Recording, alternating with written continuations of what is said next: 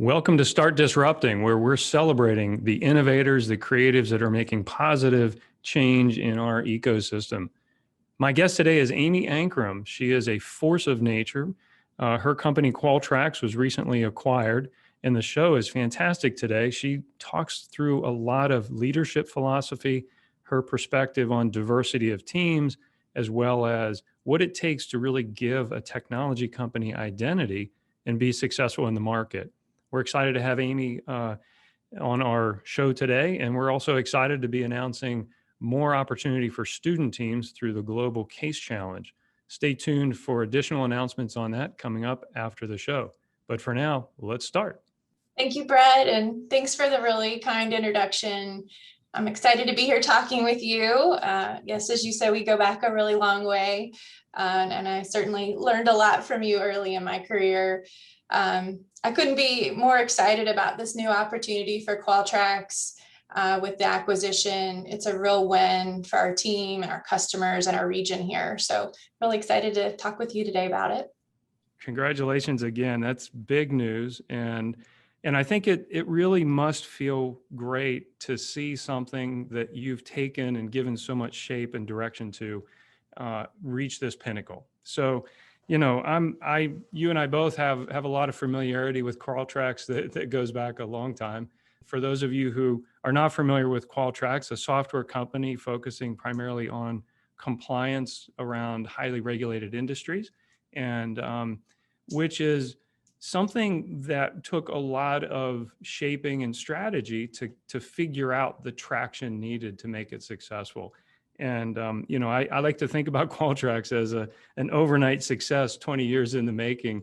So, Amy, tell me a little bit about what you did, because what's most notable about your impact on Qualtraxs is your ability to give it a unique identity and your ability to build a team to lead with that vision and that identity to really put the company on the map. Well, thank you. I think it certainly, as you said, it takes a team to do, I think, what we've done and get where we are today with Qualtraxs. And yes, we've been around for quite a long time. I think it's been a real evolution.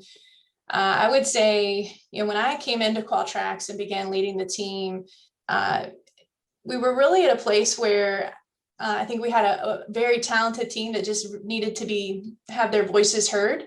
I spent a lot of time listening early on about, you know, the things that they felt needed to be happening in our organization for growth and helping put those ideas into action. I think in addition to just, as I said, listening to the talented team there, it was really, I started to realize early on that something we were missing most was purpose. We had a great team, we had a great product, but we just really not spent time cultivating why we do what we do at Qualtraxs. And, you know, I think I got some good advice in my career. Your business, your purpose can't be about making money. It's certainly an important part of your business, right? But that can't be what fuels people to come and show up every day and put their heart and soul into something.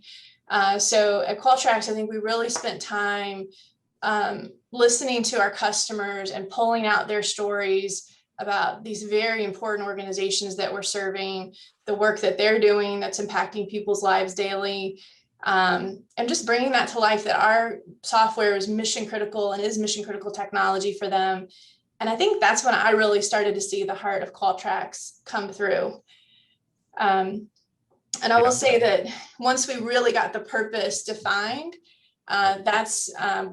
we started to really talk about, well, what are the core values around this organization? Because it's like, okay, we've got a real clear purpose in who we're serving. How do we continue to find people that believe in this purpose and fulfilling it? And so we started to draw out what are the traits of the team that we have. And that led to the development of a really clear core value set that I think has just served us so well in our growth journey and who we hire and add to our team. Yeah, I think what you're saying makes a lot of sense, and it's exactly on. And I think there's more cases like this in technology business than people think, because Qualtraxs as a product, as a technology, was born out of an internal need to organize, you know, back in the day, organize CCSs ISO 9000 strategy. So the technology and the usefulness of the product was really never in question. It was really more a matter of taking this out and giving it its own identity meant, okay, what does this mean? So, a lot of people focus so much on the technology and making the product work and being so product centric that they miss the chance to think about the purpose of the organization. And I love the fact that you frame it that way. And that was really the pivot or the turning point for you. Yeah, I think, again, like you said, I mean, compliance software is super critical, but when you think about it, compliance doesn't sound very fun, right? So Right. I think as we pull it together, though, our team has just really been able to rally behind this because of who we're helping and what a difference it makes. Well, when I think about your impact on Qualtraxs, and fun actually comes into mind because you have such a cool team spirit. You really have focused so much, and it's just so obvious on your leadership and cultivating the talent and the culture. I mean, we talk a lot about culture here and the impact of the CRC, the leadership that we have around here and the culture of our region and building teams, supporting each other. And, we don't all win all the time. So when we have failures, our culture comes together and we're very resilient and durable around those. So, your passion for creating these effective teams is really, in my mind, what's most notable. Explain your leadership philosophy, because I think you stand out among the region of those who quietly but very effectively put teams together, make them productive. What's your philosophy on leadership around that? Well, I had to think about that a little bit because I don't know if it's a philosophy as much as I can tell you kind of where I focus my time and energy. And I would assume you would probably translate that into my philosophy.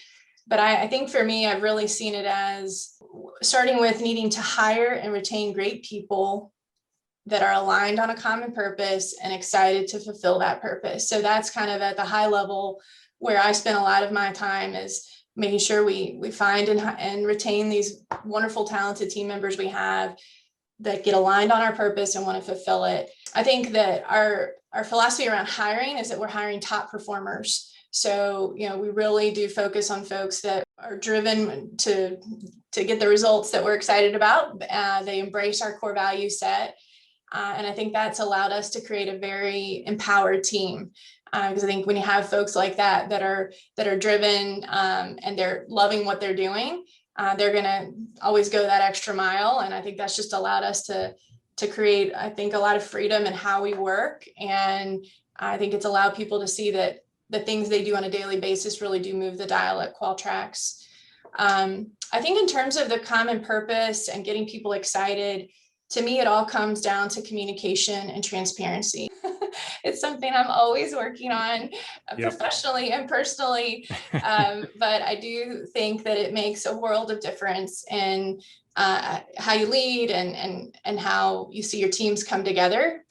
So for me, communication is a lot about listening and asking questions of my team, of our partners, of our customers. And I think that's allowed us to really get clarity on what's important, where we want to adjust in our approach to things. And ultimately, like I said, that kind of leads to transparency in that we are actively communicating where we're going as a business, why we're focused on certain things, where we think we can be doing better. And I do see that the more we communicate transparently, our team feels like they understand the strategy, they're a part of building that strategy, and they get very excited about achieving the path that we've set. Yeah, I think that's so important, especially because when I think about some of the best leaders we've had in the area, you and I both have had mentors that really embody that, and they've never been afraid to have the hard conversations, but they've always made it very diplomatic. They've always made you, even if it's had to have been a hard conversation, you do it in a way where you're still building that person. And instead of having a hard conversation and tearing someone down, you do it in a way where you can show someone their weakness and then help them get on a path of growth. And, so many people think about, they underrate communication skills as it relates to building up character or building talent. And you have to have those hard conversations. You have to be clear and transparent. And at the same time, every opportunity is a chance for growing your talent. Absolutely. Yeah, I think we've also found there's so many ways you need to be communicating. One channel, one vehicle is not enough. So we're continually finding ways to connect with the team. And yeah, I think it's made all the difference. And like I said, getting those top performers that then obviously are very critical to what we're creating and growing. Yeah, that's fantastic. So thinking about high performance, teams are becoming more diverse these days. So, this increase in diversity, this increase in, bringing for anyone coming into the talent pool these days, and thinking obviously in the spirit of Women's History Month and what we're doing to just continue to give opportunity and help build more diversity in our team. So tell me a little bit about how you've seen the impact of some of these barriers coming down, and how has team performance and talent changed in this environment now? Yeah, I would probably start by saying I think like a lot of people and organizations over the past year, we realized we could be doing more to create even more diversity in our organization. So I'll just acknowledge that I think that's something that I think has been a real benefit of the things this past year, that we see the need to continue to improve our organization, and how we go about even just recruiting talent to the business. But I guess I'll just say for us, diversity, I think it takes a lot of different forms in the team, but it has absolutely allowed us to create new ways of approaching challenges in the business. I think we see a lot of new learning come out of every time we add different types of talent to our different teams. It's exciting to see the new learning come about. We celebrate new things. I'll have to say that one of the things I'm most excited about with joining the IdeaGen organization is that now we're becoming part of a global organization with over 700 employees all around the world. And I think it's going to give us the ability to just significantly increase the diversity of our teams. And now we have groups that are facing the same types of challenges. Just take customer support and service as an example. I think it's going to be so eye-opening to see how these different teams in different parts of the world approach similar problems, and how we kind of come together and create new value from that. I think it's going to be very exciting and a game changer, because it is a very competitive space that we're in. So I think if you're not driving diversity in your business, you're going to find yourself behind. Yeah, no, I think that's interesting though. You say that IdeaGen opens up opportunities for, international exposure to this, but what you've done to set the tone for your company to receive that opportunity shouldn't be dismissed. Like you've prepared your team for this opportunity, where other companies may have this as an opportunity, but then over time you lose that culture. So it sounds like this acquisition has been a good culture fit, and you've actually really prepared through your leadership philosophy your company and your team to be receptive to that international and diverse perspective. And so, it works both ways, in my opinion. I'm observing that not everyone could take advantage of the opportunity you've been given now without having done the work beforehand. Well, thank you. And I will say, yes, we've definitely focused on, like I said, hiring top performers. I think having the region that we're in with the different universities that we've been able to work with, I think that has had a lot to do with the wonderful talent pool we've had, and has yielded, as you said, very diverse, different types of backgrounds coming into Qualtraxs. How should other business leaders who are, really trying to increase diversity of their team, or just take advantage of the opportunities that, more exposure like this, the creativity, the curiosity, the passion that comes from the different groups, how should business leaders think about it? And what kind of advice do you have for them? Well, I think that what I've seen really effective in our organization is that people come into our business and they see opportunity because they see all different, kinds of people in different level roles. I think, part of what you've talked about is Women in History Month. And we have a significant amount of women in leadership roles at Qualtrax.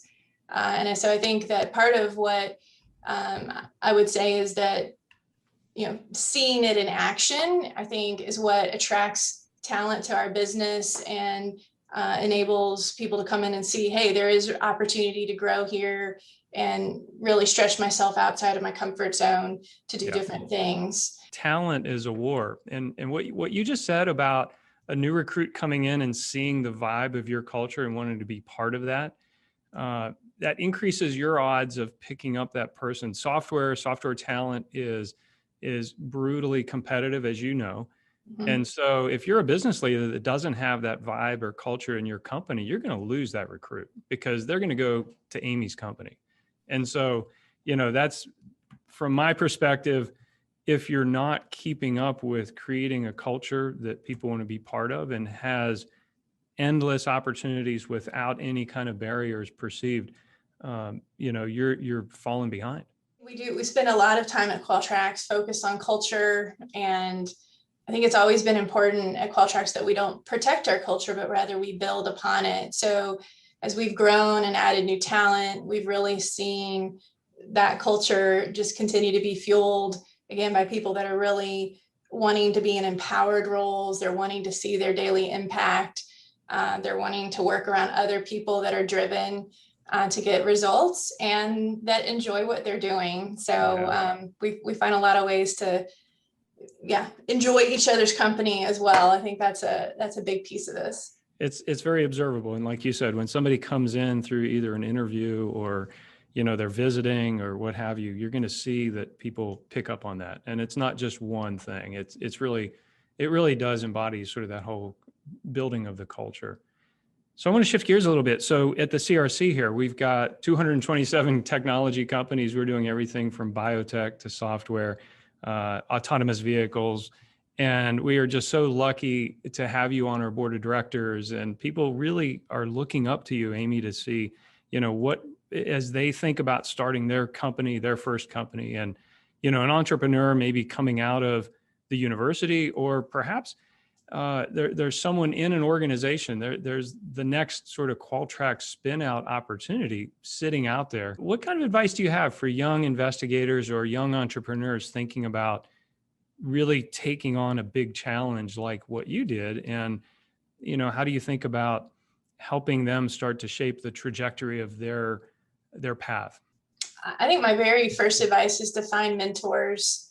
I think you mentioned mentors earlier in the conversation, Brett, and I think you were one of those for me. And I know I've had many throughout my career. I think that was one of the best things I ever did, was go and seek out leaders that would just engage with me and talk with me about what they did in their organization, some of the challenges they faced, how they walked through those. I think I was always surprised that, it was a little unnerving sometimes to reach out to folks that have been very, very successful, but I couldn't encourage you more to do that. I think every time I found people who were very willing to give me some time, offer advice, and connect me with others. And that really helped to grow a network over time. So finding mentors, being proactive in that. I would also say invest in your own growth. That was something that, I really took to heart. Again, some advice from a mentor was, hey, go get a leadership coach. And it was not anything I'd ever really thought about before. But I'll be honest, it made a world of difference for me, and just getting comfortable, finding mentors, being proactive in that. I would also say invest in your own growth. That was something that, I really took to heart. Again, some advice from a mentor was, hey, go get a leadership coach. And it was not anything I'd ever really thought about before. But I'll be honest, it made a world of difference for me, and just getting comfortable that there were going to be people uncomfortable with me in this role. And, how I led through that, and how I became confident in what I was doing, and how I talked about communication and transparency. I think those are things I continually work on today as part of my leadership development. So, really investing in your own growth, I think, is critical. And then lastly, I would say to young entrepreneurs, with your ideas, is make sure you're talking to your markets, talk to your customers. I spend as much time as I spend with my team, I also spend it out in the industries. And I have found over and over again that you think you know the problem you're solving, but until you're really talking to the people that you're helping, you could be off. So I've learned every time I go and talk to a customer or go visit with them, I walk away with a new, better understanding of what we need to be doing in our organization. Yeah, I think that's really important. And we touched on that right up at the beginning. You did a lot of work to help Qualtrax identify who it was. And a lot of that was the market work. It was so applicable in so many different markets that I think for a lot of years, people who tried to figure Qualtrax out as a business unit struggled because they were going everywhere. And your identity also, you created the identity out of the definition of the markets and who can best benefit. And so your connection with the market and the customer and the value that your product brings to the customer was a big part of that identity, and that sort of compliance message. And then ultimately having the strength to be able to say no to a lot of things because you had limited resources. And so you had to focus and you had to get in tune with the market that was really going to get you where you wanted to go. Absolutely. Yes, you're always having to focus in on what are you going to be. You can't be everything to everyone. And I think like you said, it goes back to that whole purpose piece, because you've got to continually be connecting to that purpose and what you're doing and who you're serving. And I think this is another way that occurs, is just getting out into industry and talking to the people.